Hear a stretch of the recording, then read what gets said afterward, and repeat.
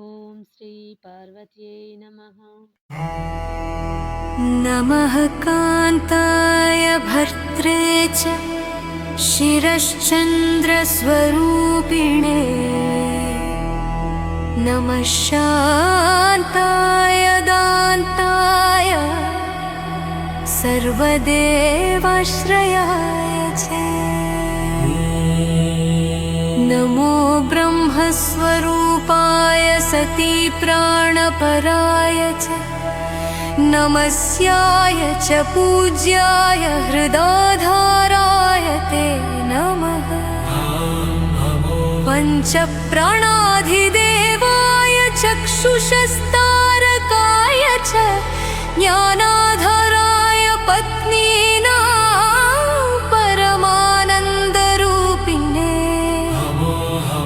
पतिर्ब्रह्मा पतिर्विष्णुः पतिरेव महेश्वरः पतिश्च निर्गुणाधारो ब्रह्मरूपा नमोऽस्तु ते क्षमस्व भगवान् दोषं ज्ञानाज्ञानामृतं च यत्पत्नीबन्धो दया सिन्धो दासि दोषं क्षमस्व मे इति स्तोत्रं महापुण्यं सृष्टदौ पद्मया कृतं सरस्वत्या च धरया गङ्गया च पुराव्रज क्षमस्व भगवान् दोषं ज्ञानाज्ञानामृतं च यत्पत्नीबन्धो दया सिन्धो दासि दोषं क्षमस्व मे सावित्र्या च कृतं पूर्वं ब्रह्मणे चापि नित्यशः पार्वत्या च कृतं भक्त्या कैलासौ शङ्कराय च ब्रह्मवैवर्तपुराणं लोनी स्तोत्राणि लक्ष्मी सरस्वती गङ्गा भूदेवी सावित्री पार्वती मुन्नगु देवता मूर्తులు పతించారు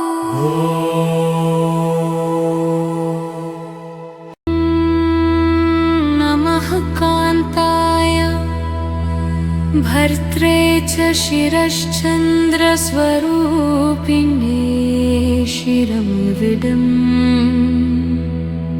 నమః శాంతాయ దండాజాయ सर्वदेवाश्रयाय च नमो ब्रह्मस्वरूपाय सती प्राणपराय च नमस्याय च पूज्याय हृदाधाराय ते नमः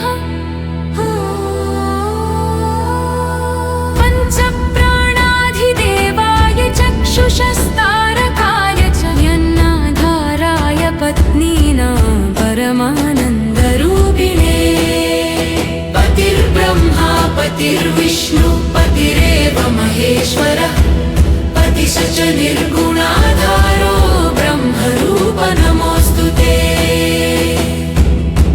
क्षमस्व भगवान् दोषं ज्ञानाज्ञानामृतं च यत् पत्नीबन्धो दया सिन्धो दासी दोषं क्षमस्व मे इति स्तोत्रं महापुण्यं सृष्टादौ पद्मया कृतं सरस्वत्या च धरया गङ्गया च पुराव्रज सावित्र्या च कृतं पूर्वं ब्रह्मणे चापि नित्यशः पार्वत्या च कृतं भक्त्या कैलासौ शङ्कराय च ब्रह्मवैवर्तपुराणं लोनी स्तोत्राणि लक्ष्मी सरस्वती गङ्गा भूदेवी सावित्री पार्वती मुन्नगु देवता मूर्తులు పతించారు. ఓం నమః శివాయ. ఇప్పుడు మనం విన్న ఈ పవిత్ర స్తోత్రం బ్రహ్మవైవర్త పురాణంలో వర్ణించబడిన అత్యంత మహత్తరమైన స్త్రీల సౌభాగ్యాన్ని కాపాడే దైవ స్తోత్రం. ఈ స్తోత్రాన్ని లక్ష్మీ సరస్వతి గంగా భూదేవి సావిత్రి పార్వతి మున్నగు దేవతామూర్తులు స్వయంగా పఠించినట్లు పురాణాలు చెబుతున్నాయి. ఈ స్తోత్రం స్త్రీల సౌభాగ్యాన్ని కాపాడే మహాకవచం లాంటిది. దాంపత్య జీవనంలో కలిగే కలహాలను తొలగించి శాంతి, ఐక్యత, ప్రేమను పెంపొందిస్తుంది. ఈ స్తోత్రాన్ని నిత్యం భక్తితో పఠించినా లేదా శ్రద్ధతో విన్నప్పటికీ సౌభాగ్యం స్థిరపడుతుంది, దాంపత్య జీవితంలో శాంతి కలుగుతుంది, కుటుంబ సమస్యలు తొలగిపోతాయి, మనస్సుకు ప్రశాంతత లభిస్తుంది, దైవకృప సదా నిలుస్తుంది. ప్రత్యేకంగా శుక్రవారం లేదా సోమవారం శుభ్రమైన మనసుతో పఠించిన వారికి అఖండ సౌభాగ్యం లభిస్తుందని శాస్త్రవాక్యం.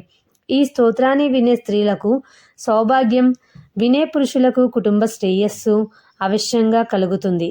ఈ పవిత్ర స్తోత్రం విన్న ప్రతి భక్తునికి సర్వదేవతల అనుగ్రహం లభించుగాక. మా సౌభాగ్యాన్ని కాపాడుము దేవి, మా కుటుంబాలకు శాంతిని ప్రసాదించుము, మా జీవితాలను ధర్మ మార్గంలో నడిపించుము. ఓం సర్వమంగళ మాంగళ్యే శివే సర్వార్థ సాధికే శరణ్యే త్ర్యంబకే దేవి నారాయణి నమోస్తుతే. ఓం శాంతి శాంతి శాంతి. ఈ వీడియోని లైక్ చేసి షేర్ చేయండి. అలాగే ఓం నమః శివాయ అని కామెంట్ చేయండి. మరిన్ని మంచి భక్తి వీడియోల కోసం ఈ ఛానల్ని సబ్స్క్రైబ్ చేసుకోండి. Thank you for watching.